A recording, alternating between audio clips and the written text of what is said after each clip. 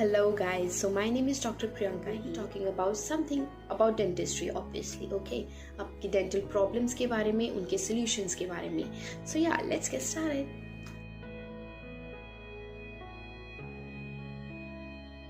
So our today topic is dental caries. ठीक है, दांतों में कीड़ा लग जाना.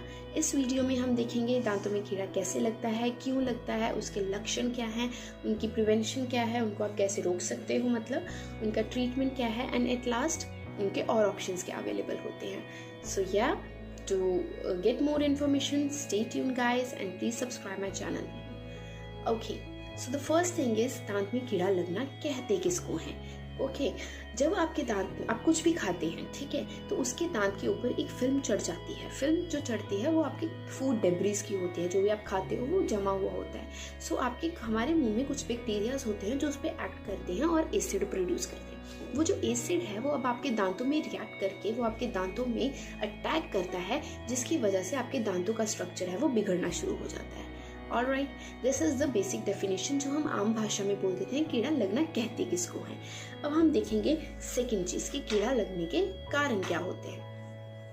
कीड़ा लगने के कारण हैबिट्स, ओके, आपकी डाइटरी हैबिट्स. डाइटरी हैबिट्स का क्या मतलब है कि आप क्या खाते हैं, आपका क्या रूटीन है. आप शुगरी सब्सटेंसेस ज़्यादा लेते हैं, आप हेल्दी डाइट ज़्यादा लेते हैं. The second thing is micro organisms. आपके मुंह में जो माइक्रो ऑर्गेनिजम्स होते हैं वो क्या है, और जो दांतों में सड़न पैदा करते हैं, दांतों को हमारे गलाते हैं, उनमें केरीज करते हैं, उनके कौन से बैक्टीरिया रिस्पॉन्सिबल होते हैं. फिर हम तीसरी बात उनके कुछ मैकेनिज्म के बारे में बात करेंगे. अब दांत सड़ता क्यों है, क्योंकि हमने पहले ही बात कर चुके हैं. दांतों के ऊपर एक ऐसी लेयर चढ़ जाती है जो कि बैक्टीरिया के एक्शन से दांत को गलाना शुरू कर देती है. ओके, सो जो अब बैक्टीरियाज इसमें रिस्पॉन्सिबल होते हैं, जो दांत हमारे को सड़ाते हैं, हमारे दांत में कैविटीज़ करते हैं, कीड़ा करते हैं, वो यूजुअली स्ट्रेप्टोकोकस जो है एक बैक्टीरिया, उनको वो रिस्पॉन्सिबल होता है. स्ट्रेप्टोकोकस म्यूटेंस हो गए, स्ट्रेप्टोकोकस सोब्रियंस हो गए, and at last Lactobacillus bacteria. Okay, so अब मेन सा प्रोसेस क्या है, द वेरी इंपॉर्टेंट जो प्रोसेस क्या है, एक बहुत सिंपल सा प्रोसेस है. आपने कुछ टॉफ़ी, आपने कुछ चॉकलेट खाई, वो दांतों में फंसी, उसके ऊपर माइक्रो ऑर्गेनिज्म ने अटैक किया, उसने अपने दांतों को गालना शुरू कर दिया, उसने अपने दांतों को साड़ना शुरू कर दिया, and the result is cavitation. Okay, अब हम बात करेंगे इनके साइन एंड सिम्टम्स की. साइन एंड सिम्टम्स का मतलब क्या है कि आपको क्या दिखेगा. आपके दांतों में सड़न हो गई है, आपके दांतों में कीड़ा लग गया है, तो आपको कैसे पता लगेगा कि आपके दांतों में सड़न हो गई है. सबसे पहली बात, आपके दांतों में जो फर्स्ट अपीयरेंस आएगी that will be chalky white appearance. Right, chalky white appearance का मतलब क्या है कि जैसे चॉक का कलर होता है वैसे हमारे दांतों के ऊपर एक कलर आना शुरू हो जाता है किसी एक पर्टिकुलर पॉइंट पर, and that is the sign, the symptom कि आपकी केरीज शुरू हो गई है. ओके, अब फिर क्या होता है कि आपके एक बार वाइट स्पॉट शुरू हो गया तो वो आगे टर्न करेगा ब्राउन में, एंड देन ब्लैक में, एंड एट लास्ट कैविटेशन शुरू हो जाती है ब्लैक तक. अब अगर एक बार कैविटेशन शुरू हो गई है, ठीक है, एक बार कैविटेशन शुरू हो गई है, तो जो भी आपका दांत सड़ चुका है वो दोबारा नहीं लाया जा सकता, वो नेचुरली दोबारा नहीं लाया जा सकता. चॉकी वाइट अपीयरेंस तक वो हम उसको सुरक्षित कर सकते हैं, वो दांत आपका वैसे का वैसे रह सकता है. पर एक बार अगर कैविटेशन हो गई तो उसको आप दोबारा नहीं ला सकते अपने दांत को, वो फिर आर्टिफिशियल चीज़ों से. सो बेटर कि आप चॉकी वाइट अपीयरेंस में उसको बंद करवा दें. Okay, so next thing is कि आपको सेंसिटिविटी होना शुरू हो जाएगी. Sensitivity to hot, cold and sweet. ये तीन चीज़ें ऐसी हैं जिसके कारण आपको सेंसिटिव, आप कुछ मीठा खाएंगे, आप कुछ खट्टा खाएंगे, आप कुछ ठंडा और या गर्म, उसकी वजह से आपको सेंसिटिविटी हो जाएगी.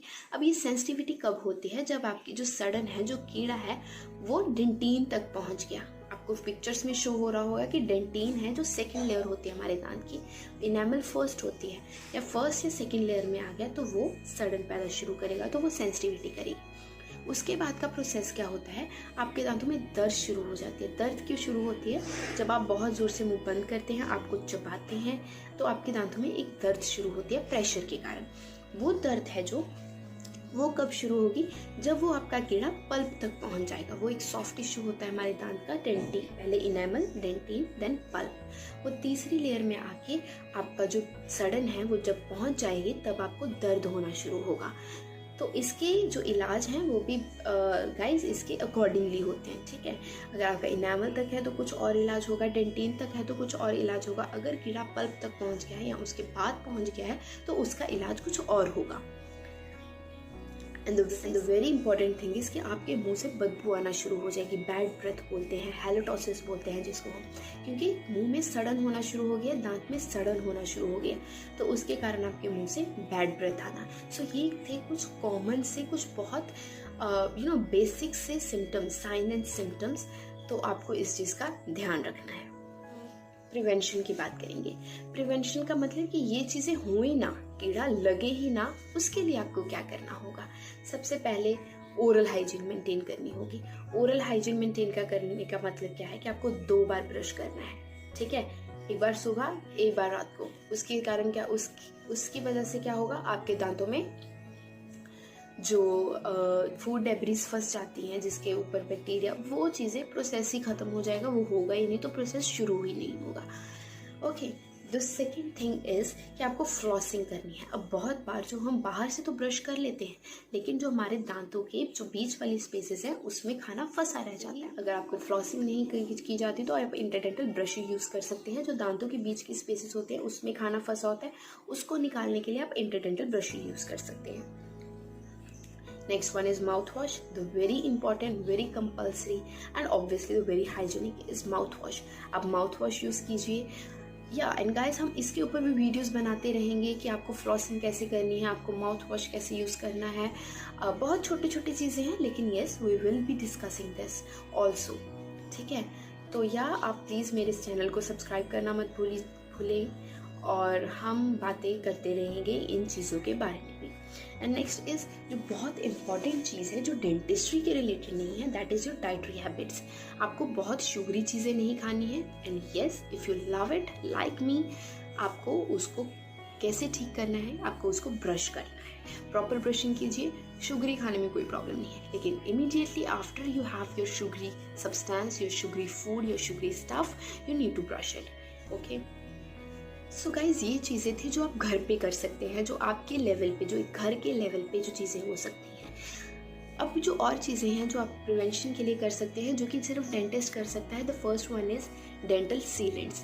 तो जहाँ पे आपके खाना ज़्यादा फंसता है वहाँ पे हम एक मटेरियल लगा देते हैं जिसके कारण वहाँ पे खाना नहीं फंसता और आपको कैरीज के चांसेस ऑलमोस्ट बहुत ज़्यादा कम हो जाते हैं।